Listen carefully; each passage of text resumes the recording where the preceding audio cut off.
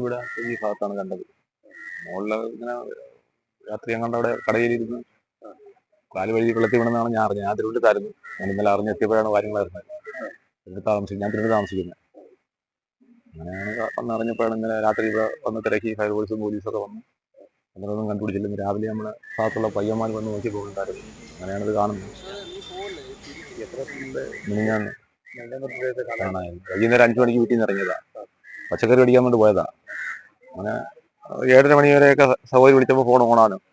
അതിനുശേഷം switch off, phone കിട്ടുന്നില്ല. അങ്ങനെ ഇന്നലെയൊക്കെ ഞങ്ങളെ വിളിച്ചറിയിച്ചു.